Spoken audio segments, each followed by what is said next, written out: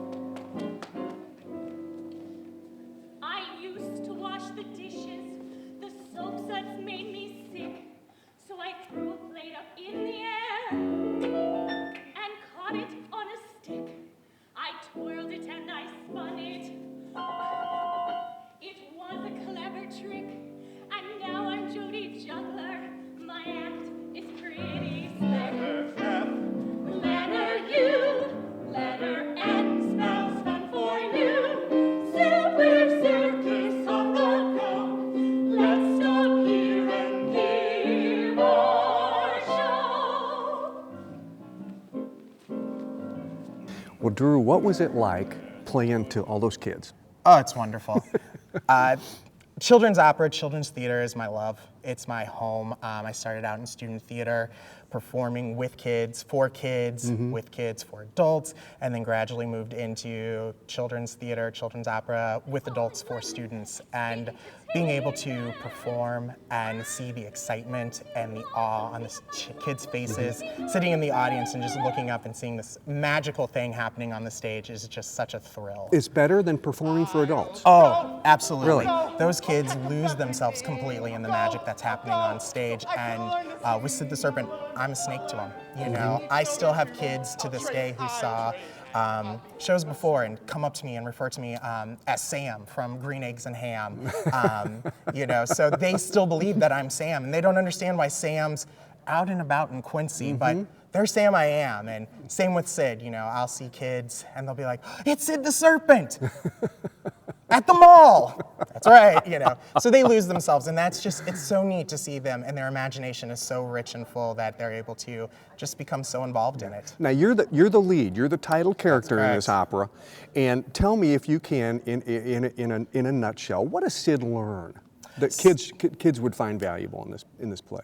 Sid learns to believe in himself and to trust in himself.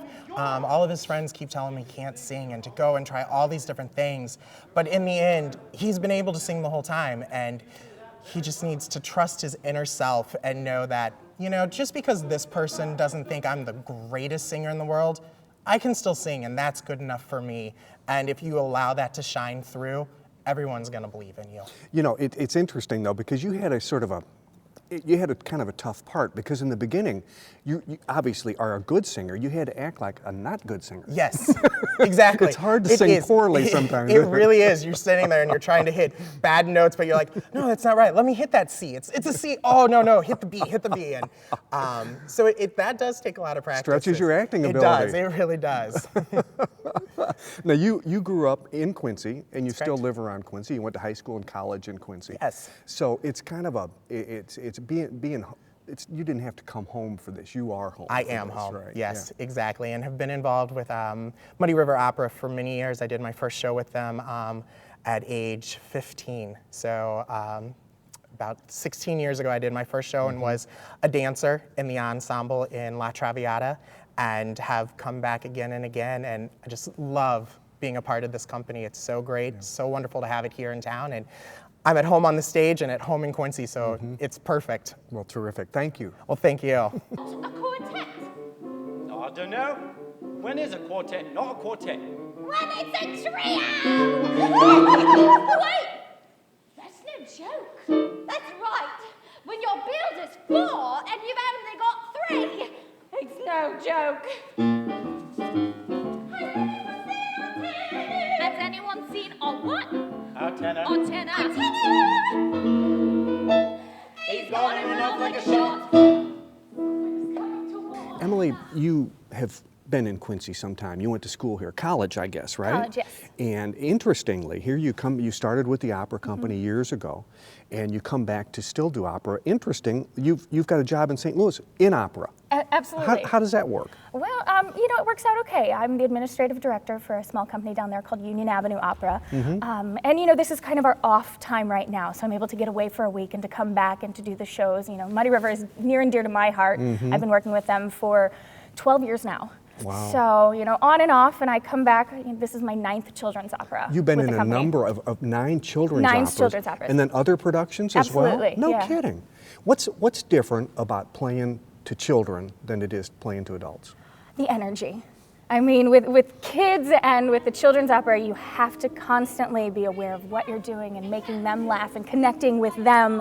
The other advantages is a lot of the times children's opera is in English, and the main stage productions are in foreign languages. Yeah. So it's, there's the connect there that you have to make. Does that make it easier for the actor, singing in English? I think it depends on the actor. There are those who have a great understanding of foreign languages and they can do any of them and it's no problem whatsoever. There's some of us who have to study a little bit harder to get the foreign languages down, but the English is by far my favorite and easiest. I noticed that there was a lot of learning for the kids in this. You particularly were holding up signs which had the Italian language of what opera is all about, arpeggio and legato and soprano and alto and all those things. Do you think any of that got through to the kids? I hope so. I hope so. You know, some of the funnier gimmicks with those definitely do get through. You know, some of the words are pretty big. You know, appoggiatura, and you know, and we hope that they stick. And then when they see music later, that they're like, oh, you know, I remember seeing that. You know, even with the tenor and the alto, soprano. You know, we hope that they can make that connection. Yeah. Well, I think that works because you all demonstrated really well how, you know, how the bass was all the way down on the floor and the tenor was way up the alto. And I think you made that work for them. They probably went away thinking, it's not so complicated. Exactly. The visuals help. And that's the thing about children's opera is that we try and add in as many visual aids as we can to kind of reinforce what they're learning. Well, are you ever surprised by the questions they ask? I know you always have a Q&A afterwards, and I'll bet you really get some. In 9 years, we've had some doozies of questions. You know, from how old are you, which is always an awkward question, you know, to what do you do for fun? You know, where did you grow up? How did you learn to sing? You know, can you dance? Do you do other things? There's no telling. This group today really wanted to know how hard you had to work and how long it took you to memorize things. They didn't like that memorizing stuff. No. And what kid does? I mean, who wants to study and have to memorize things? But you know, it's part of the job. It's what we do. Well, congratulations! It's a fun production. Thank you. I didn't know what to expect because I wouldn't think that children's opera. How does that go together? But it does. It's kind of like Sesame Street meets opera. Yeah, it's a great show. I mean, the children's opera are a great thing that Muddy River does. It's great for the community. It's great for the kids. You know, like I said, over 9 years, I mean, you get a bunch of kids who come through, and every once in a while you get some repeats, and they're like, we saw you last year. And they're just so excited to come back. Thank you. Thank you. There's little point in trying to sing if singing's really not your thing. Take the sound and voice I broke. Just go back to slivering. Take it easy, Mr. Soap, and understand the words I say. Think of what you really can and can't do. Try as hard as you may, you will never learn to join us.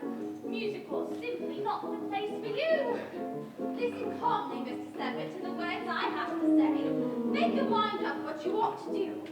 Use your talents as a serpent in your special slithering way, and find life's intrinsic place for you. Listen to me, it's my turn to be the one who decides on decisions. I've had quite enough of thoughts off the cuff, so now we'll reverse the positions. By boat, plane, or car, I'll travel far. There's no use in crying or grieving. I'll go on my own, so let me alone. The circus and friends I am leaving.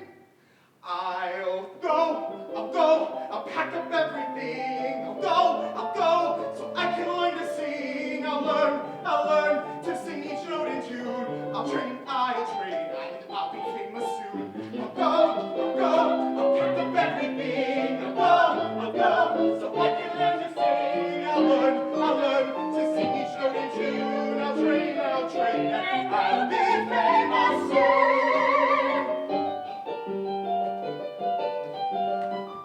Greg, this is your first performance with the Muddy River Opera Company.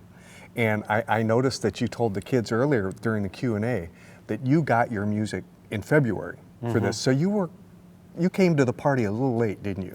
I did. I actually replaced someone who was going to take the part, and then he had to pull out at the last minute. And so I got my music in February, and I think I had about a month to learn it and put it together on my own. So it was a very quick memorization process for me. You teach voice and music in St. Louis, right? So you have not been you don't have a connection to Quincy. They just heard about you, found out about you, and they wanted you to take this role. So you had very little preparation. In fact, you and your colleagues on stage here only had like 4 rehearsals, right, to put this whole thing together? Yeah. Today's Wednesday, and we got here on Saturday. That's amazing. Because there's a lot of choreography. Yes, it's very complicated, and all the set pieces and the set changes. It was a very ambitious project. It was. How did it go today, in your opinion? I didn't see anything. Were there some snafus that I didn't notice? There were a couple. There always are. You know, in live theater, it's never, you can never predict, you know, what's going to happen, and something inevitably happens that you have to work around. But I thought it went pretty well today, based on especially the rehearsal yesterday. Which also went well. In musical theater and in opera, if things have to happen right on cue, because the music continues, the music keeps going. So if somebody's a little slow or if the timing's off, it doesn't work. Yes, that's true too. And you know, especially when you're doing things that don't have a rhythm, like moving the set around, and you have this much music where it has to all be done, you sort of have to practice it over and over again, and so that you know how fast you need to move, so that the timing works out, and you can just hope that you get to where you Have you performed for kids before? I have. I actually do know Emily from Union Avenue Opera, with whom I've performed before, and they do an outreach program as well. And we did, this would have been last summer, we did a children's opera by Barab called Little Red Riding Hood, based on the fairy tale, and I played the Big Bad Wolf. And that was a different setting. We went to the school to perform, so we had to bring everything with us and set it up there. But that was a lot of fun, and I enjoy singing for children because they always get so into it and appreciate everything you're doing. When you're performing for children, and you look out there, I mean, obviously you're giving and you're taking because you're getting back what they give you. What do they give you differently than adults give you when you? Well, it's the little things, you know, when you know, go to trip or something, or you do something, you know, ridiculous, and an adult would just kind of feel awkward. Where the kids, their face lights up and they you know, enjoy it so much more. The more animated you are, the better, I would assume. That's kids, true, is definitely. That right? Yes. Where an adult might say he's overdoing it, a kid just loves that, right? Yes, that's true. You always want to, you know, encourage involvement while you're up there, and that's always fun because then you have a real, you sort of breaking the fourth wall with them and looking at them and involving them, and they seem to love it, and we love it. So, you know, it's love all around. Do you? I noticed there was a heavy accent, I think, on getting kids comfortable with musical tones and just to sort of learn some of the vocabulary of music. Did you feel that coming through at all? Yes, it's you know, that song runs so quickly that sometimes it's even for us it's a pretty quick series of terms, and of course we all know them from studying music, but we do hope that they take away some knowledge from the show. And the Little Red Riding Hood show that we did with Union Avenue also has a lot of morals. I think it's common in children's opera to sort of try to educate and entertain at the same time. Well, you know, many of us didn't even know there was such a thing as children's opera. I mean, we're familiar with, you know, the famous pieces and everything, but didn't know that there were people that wrote children's opera. So it's kind of interesting. Yeah, I think that, I mean, I'm not familiar with the whole gamut of them, but I'm pretty sure there are quite a few, and it's really great that there's not only the opportunity to perform them for children, but the demand for it. You know, and the schools bring their kids, and they love getting involved as well. Well, thank you. Thank you. From Australia, Sid the Swinging Serpent! Good luck,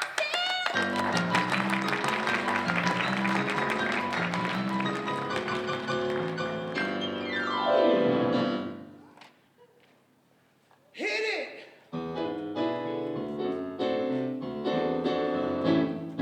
I bought myself a guitar. I wired it up real good.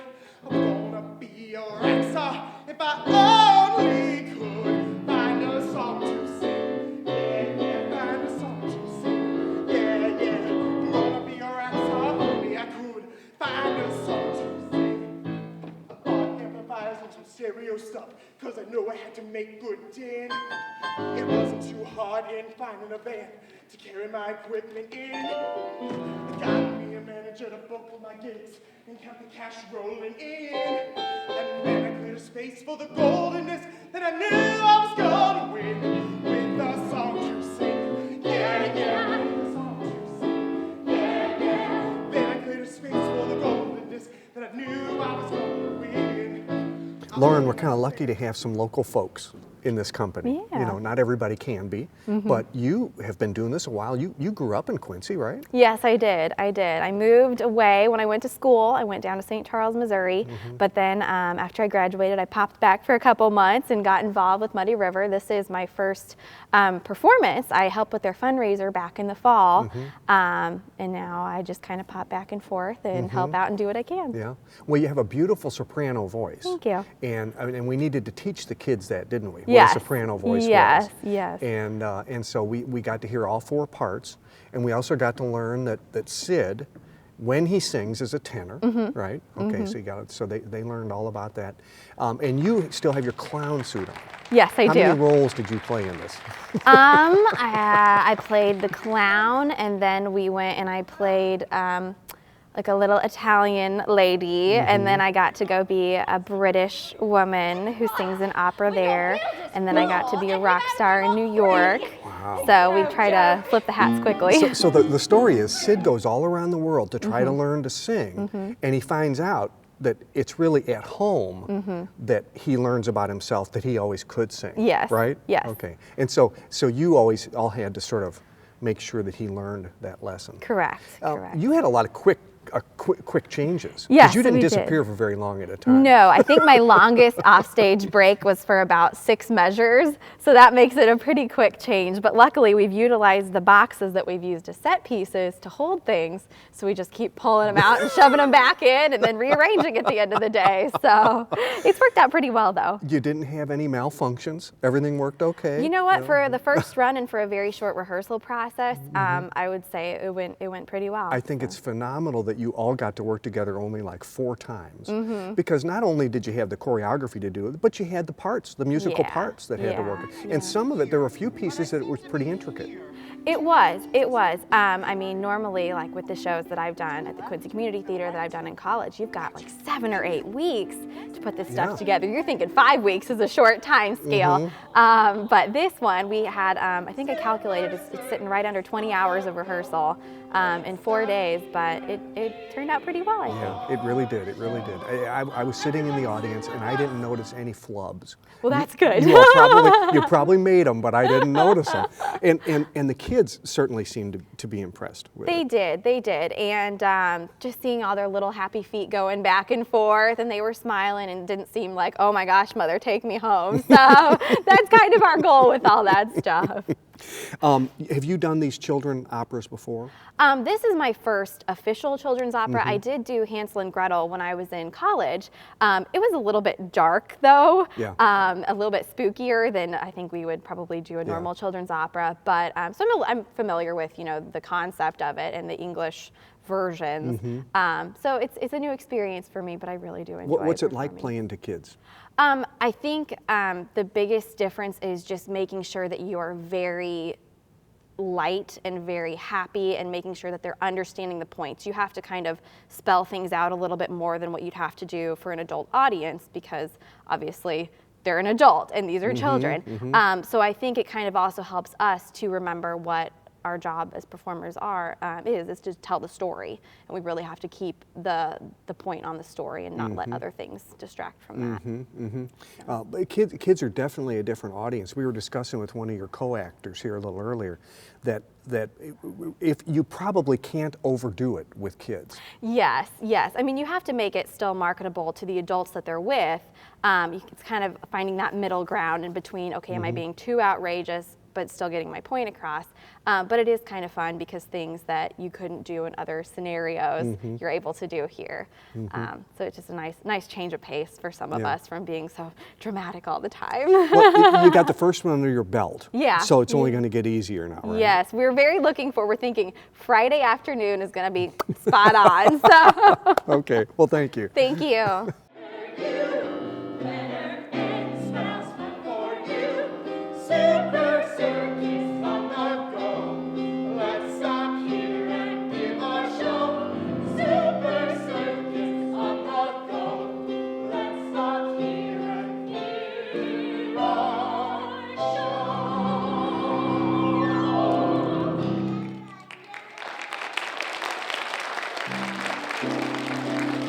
Avril, now the Muddy River Opera Company's been around for a while. 1999. Yeah, and the children's opera is just part of what you do, isn't it? Oh, that's right. Yes, we have been very fortunate. I went on the board in 1999, and in 2001, both of the people who started the opera left town.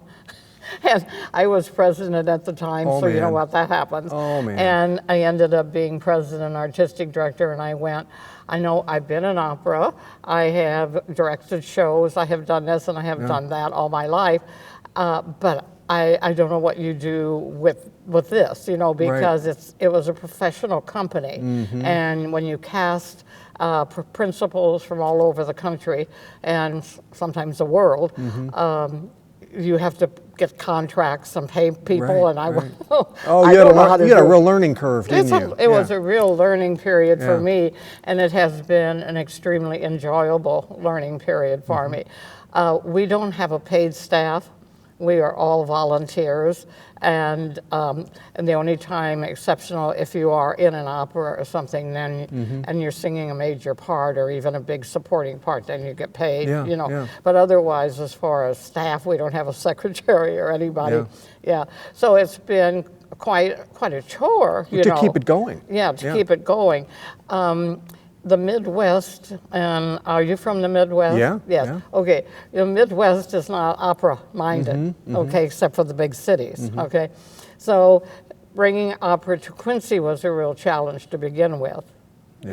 And we're still working hard to get the younger people to understand that this is something in the movies and as background music on television, that opera is used all the time. That is not something strange, you know. And it's we're beginning to kind of break that barrier with the younger age, like 30s and 40s and below, and we have to, because if we don't, we're not going to have an audience, because it's the elderly that are our big audience, you know. Well, Avril, thank you for the visit, and thanks for letting us tape some of this program. It's been great. Thank you. Thank you. Welcome. In addition to the children's opera here at John Wood Community College, the Muddy River Company also produces opera over at the Kroc Center, and watch for a June Midwest premiere of The Heart of a Soldier. With another Illinois Story in Quincy, I'm Mark McDonald. Thanks for watching.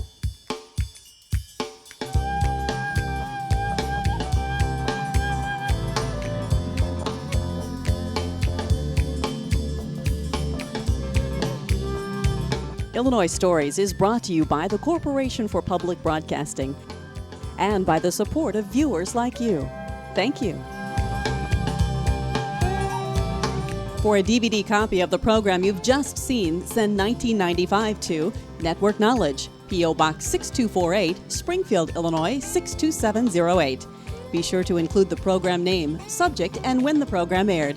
You can also order with your credit card by calling 800-232-3605.